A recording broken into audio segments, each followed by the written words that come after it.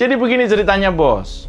Hasil survei terbaru menyebutkan bahwa 80% lebih masyarakat, setidaknya di Pulau Jawa ya, itu puas dengan kinerja Pak Jokowi, bahkan sampai 84% khususnya di Jawa Tengah. Ya ini sangat masuk akal menurut saya. Coba bayangkan, di tangan Pak Jokowi dan para menterinya, Indonesia ini bisa mengatasi inflasi dengan cara yang non-konvensional, yang nggak biasa-biasa aja.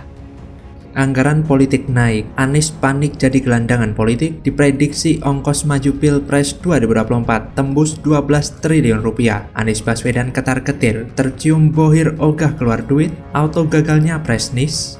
Ditulis oleh tim redaksi jurnal, dikutip dari berbagai sumber. Anies sama sekali nggak mampu mengontrol Nasdem, Demokrat, dan PKS. Kecuali dengan ikatan janji bahwa Anies Baswedan akan membagi kekuasaan ketika mereka menang nanti. Halo, kembali lagi dengan saya Endra Caniago di channel Jurnal 45. Anggaran naik drastis dari ongkos politik pada Pilpres sebelumnya, di mana biaya untuk satu pasangan calon capres-cawapres diperkirakan berkisar 7 hingga 8 triliun rupiah. Pegiat media sosial Denny Siregar mengaku ongkos politik untuk maju Pilpres 2024 diprediksi tembus 12 triliun rupiah karena beban operasional yang semakin naik buat kebutuhan kampanye, bayar saksi di TPS, dan lain-lain. Anggaran politik di Pilpres yang terus membengkak, kata Denny Siregar, membuat capres-cawapres mesti punya modal finansial yang mumpuni. Maju ke gelanggang Pilpres, kata dia, memang tak cukup hanya bermodal semangat. Denny Siregar lantas menyinggung Anies Baswedan. Dengan modal sebesar itu, capres usungan koalisi perubahan itu diprediksi bakal kepayahan. Anies juga dinilai sukar mendapat donatur, lantas elektabilitasnya terus-terusan anjlok di berbagai survei nasional. Hal lain yang bikin para donatur ogah mengongkosi Anies di Pilpres kali ini adalah karena label Bapak Politik Identitas yang sudah melekat padanya. Sebagai Bapak Politik Identitas, jelas bohir-bohir di Pilpres berpikir ulang untuk masuk dan membiayai pertarungannya Anies. Selain itu, Anies Baswedan juga tidak mampu mengontrol Nasdem, Demokrat, dan Partai Keadilan Sejahtera atau PKS. Menurut Denny Siregar, Anies Baswedan merupakan capres paling rapuh dibandingkan Ganjar Pranowo dan Prabowo Subianto karena bukan merupakan kader partai dan hanya diusung Nasdem, Demokrat, serta PKS agar presidensial threshold 20% terpenuhi. Denny lantas mengatakan Anies berbeda dengan Menteri Pariwisata dan Ekonomi Kreatif Sandiaga Salahuddin Uno yang telah masuk menjadi Ketua Badan Pemenangan Pemilu P3. Karena Anies bukan kader dari partai, ia tidak mampu mengontrol Nasdem, Demokrat, dan PKS, dan yang dipegangnya untuk bersama ketiganya hanya janji berbagi kekuasaan jika menang Pilpres 2024. Melihat hal yang seperti ini, secara radikal bisa dikatakan pasangan Anies dan Cawapres akan tersisih di putaran pertama. Putaran kedua akan bertarung sengit antara Prabowo dan Ganjar Pranowo. Kenapa Anies diprediksi tersingkir di putaran pertama? Selain adanya politik identitas, salah satu alasannya karena Anies antitesa Jokowi dan mengusung tema perubahan. Sedangkan menurut survei mayoritas masyarakat Indonesia merasa puas dengan kinerja pemerintahan Presiden Jokowi. Bahkan menurut lembaga survei pernah menyentuh angka 82%. Bahkan ada kemungkinan juga Anies Baswedan kehilangan tiket capresnya. Saat ini dua partai pengusung Anies yaitu Partai Demokrat dan Partai Nasdem tengah berurusan dengan hukum. Bukan hanya itu, hubungan antar kedua partai juga buruk, saling serang dan saling hujat. Jika Anies Baswedan benar-benar gagal nyapres, maka perpolitikan tanah air akan berubah. Kemungkinan besar Prabowo akan menang melawan Ganjar jika tidak ada lagi capres lain. Karena Partai Demokrat, Nasdem, dan PKS kemungkinan besar akan bergabung dengan Partai Gerindra dibandingkan bergabung dengan PDI Perjuangan. Partai Gerindra akan mendapatkan dukungan 3 partai besar. Hal ini tentu saja memperkuat kekuatan politik mereka untuk memenangkan Prabowo jadi capres.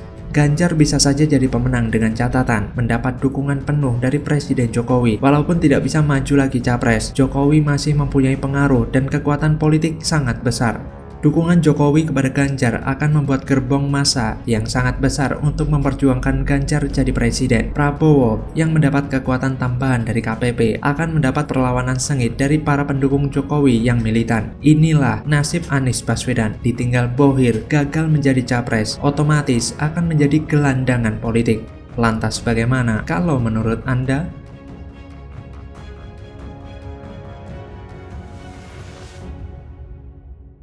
Kenapa saya masuk PDI Perjuangan?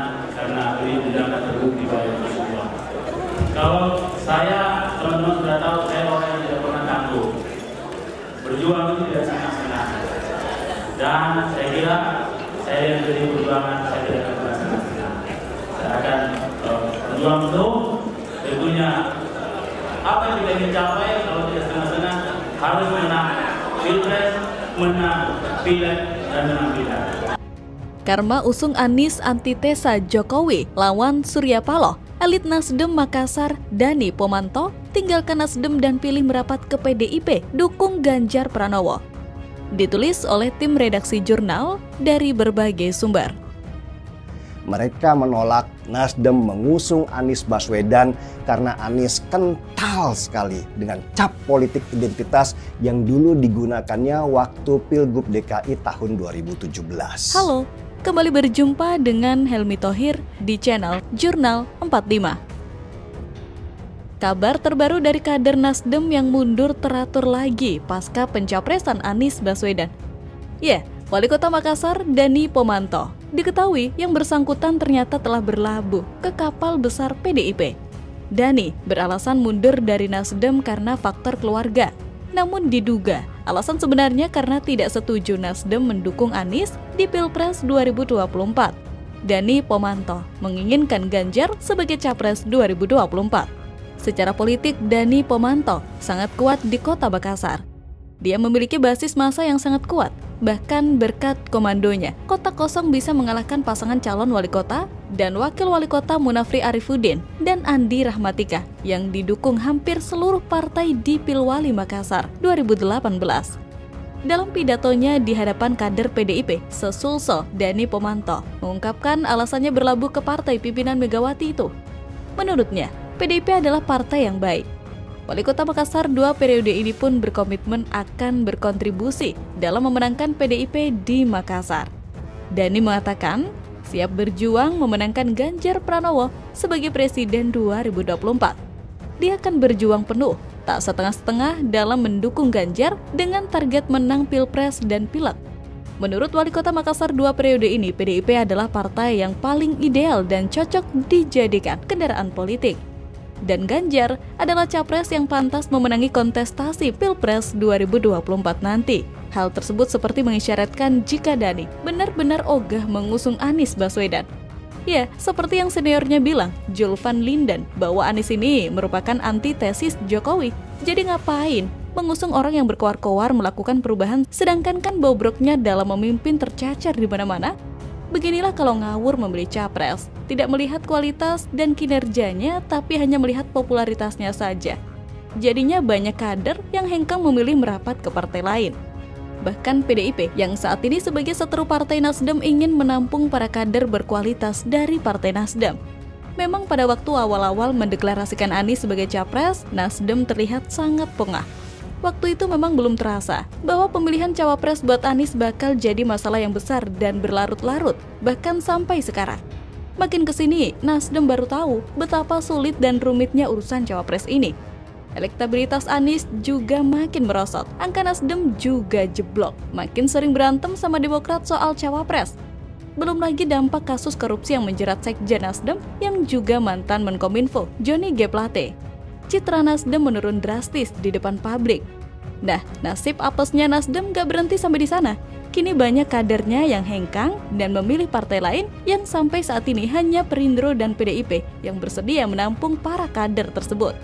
Secara kualitas kedua partai itu angka elektabilitasnya bagus, terutama PDIP yang paling tinggi di berbagai survei yang juga saat ini sebagai partai penguasa. Itu merupakan keunggulan yang bisa dimanfaatkan bersama dan bakal memberikan keuntungan ke semua pihak yang bekerja sama. Apalagi ketika Presiden Jokowi juga tampil di sana, semua dapat keuntungan. Efeknya sangat positif buat Ganjar sebagai capres serta buat partai PDIP dan partai-partai lain sebagai pengusung capres.